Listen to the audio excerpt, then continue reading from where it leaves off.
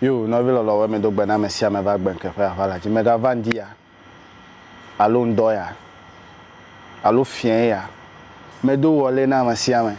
Il a gben ke fa la ji. Le ni nye po fufu la. No swede ko me ma ga gbo. Gbo nye ya ma gbo ben di me. Aha. Nu me ma gbo nye be ale mi awo adogolo me. Dodolo me ai le feve de nam. Alo match na me be elon me lo je be mi adole me. Mi adodo ya le feve le be mi adole mo. Ba coronavirus ya do fufu la re. Amasia me le wo small savings le da si gongo me le fefe plio. E ya nyende ka match na re. Efelia ma wode yimia o minyare me wo video va ya be letie adrede nye ya be me hia me va pochidi be mi le coronavirus de dale gbomo vo ele vevede ta o mi atogbo wa pama ko we vole me be ile vevede je be no wona mi je enye be no de corruption gaime mi no mi afa togbo gomere corruption ele vo me sugbo abe ale o le fifie o le Yesu Kristo kwafo fe popolote o enyama ya me dibe na se le Yesu Kristo fe popolote re o le gbogbo abe le ne he ya me fe nu pela ameblela wa no yin fiafito fe so fo wado aha chokala fe so fo wado awo mi me dibe mi asakpa ma o ya la ma se mi atogbo no kochidi de ne no trasi la pa ma o ele vevede nam nya te fede kai fifi la mebe ewu individually leke na wa dogolo me ya kun ya nyen yu ta doji no leke na wa dogolo me eje be na dogolo me bless susube ewu na vo mele finye mele vovo na juma vo mele finye mele jifo fo ngbe dodo de ke dio ale ma wo ya gbe a vivi ata me kpogame ne me kpogame me no mojiva ne nye me kpogame nye me va moji o vo me hade wo tayata o je be ma va moji be vovo me kpole me nyere obe ne le Yesu Kristo me vo ahachwe Yesu Kristo tonya enya ewo Kristo to enya nwede be ahachwe o me vo de ko ko joma vo ko le vovo do na we yata me gbele be jagba ni na dole me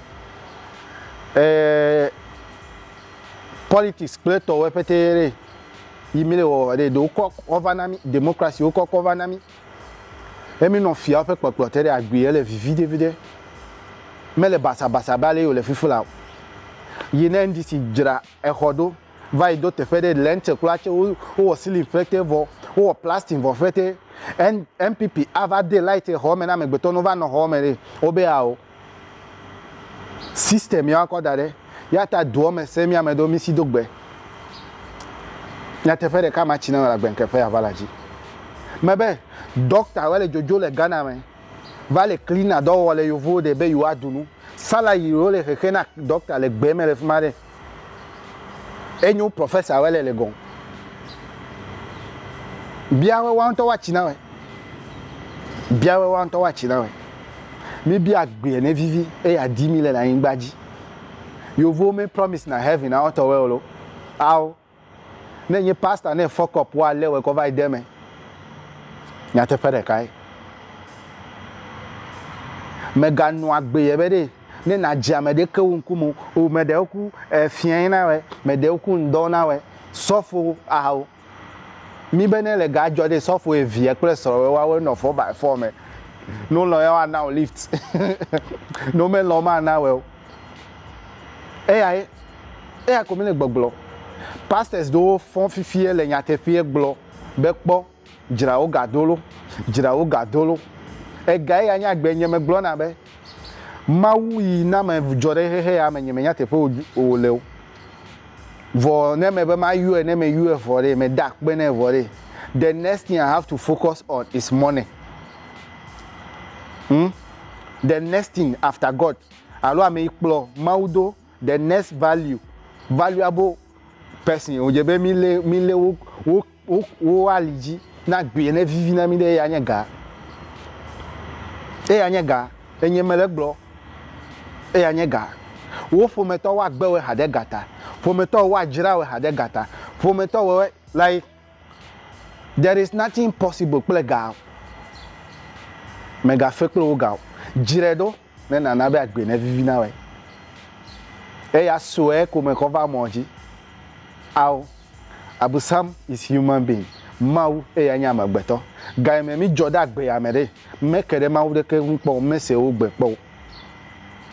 Nya te fere kai. The incantation consultation you mean no afa you mi kare. Mi kafa in the name of nature nana mi reply. Abiale mele ya gbo. Oba ya me ya corona le. Kale wale. E ma mega camion. Vo mi la ya gbo. O kon togbe gble njole togo mebe o kon ujeje cover dare moti jinami. Ba ya imi agbo kla chere wa manage ya aw. Dogole me ne dogole me de wa se ni togbele gbogblogo me. Ne dogolo de me de. O me po dogolo me o yata o me nya be de o kon ujeje ko dade moti jina o ne tro ebe. O nwo de bibla me be yede he ya me yede nu fere. E ya fete wa no jojo ta he ya fe nu fe mi ye lai me ye nu fe mi abo system on le change mi ye de different system enya me di be ma china we ma da si vuo susu ne na kpobeleke na wona agbe en fifi na we no vi lo me fonu didi mlo comment den note na susu de la si we na na manya am le nu fona cho nu gede on le telegram eji agbenke ya me save ne di ma agbenke ko apon le telegram ji am le nu fona gbogbo de le fuma me la citro le no me enu osen edo me vovona mo yata ne me dola je ma o video am to ne ko da pe susu be ma ti one program do kunye ne ma upload we yata mi le yen po fufla me bia dagba na ma se me ga ngo bo ne va moji ti agba na subscribe ya le fufede ne subscribe for the kema na ma video kwa me no vi mi ano kama